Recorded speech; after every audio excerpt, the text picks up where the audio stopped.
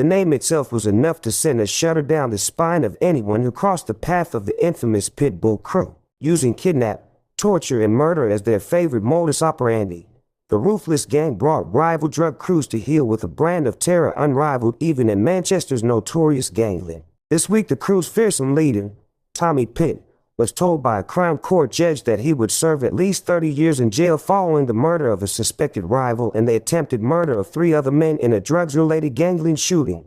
Pitt, 28, who formed the crew in 1997 and named it after his dead brother Raymond, himself a victim of a gangland shooting, was given a life sentence in 2002 for the murder of 21-year-old Marcus Greenidge. Now, Pitt is not eligible for parole until at least 2031, meaning he will be off the streets for another 30 years at least. The charge is related to a bloodbath in September 2000 when Pitt went into a rival gang's territory with murder in mind. After spotting several drug gang rivals in Flixton Walk, longsight, he peppered them with machine gun fire. Greenidge was one of 2 men who were shot. 2 others had a lucky escape when Pitt's gun jammed as he pulled the trigger of his MAC-10 submachine gun.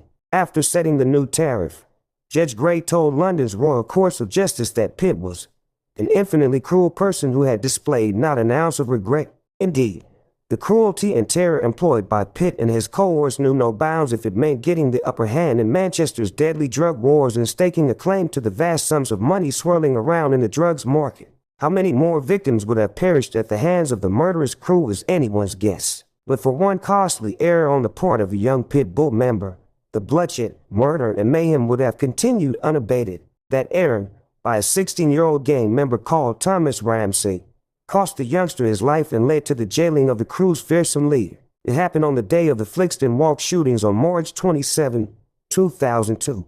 The 16-year-old had been ordered by his gang boss to move a gun which was hidden in a flat in longsight. The youngster forgot, and police later searched the flat and found the gun with Pitt's DNA, evidence that would later incriminate him. Ramsey must have known what the consequences would be, and true to style, the punishment came swiftly and without mercy in the form of 2 gunshots to the neck. The gun found in the flat was just one of a whole arsenal of firearms carried by Pitt and his crew, most notably a Spanish 6.35 self-loading Bronco pistol, a sawn-off shotgun, an old-fashioned, cowboy-style, .357 revolver, and Chinese-made Tokarev handguns.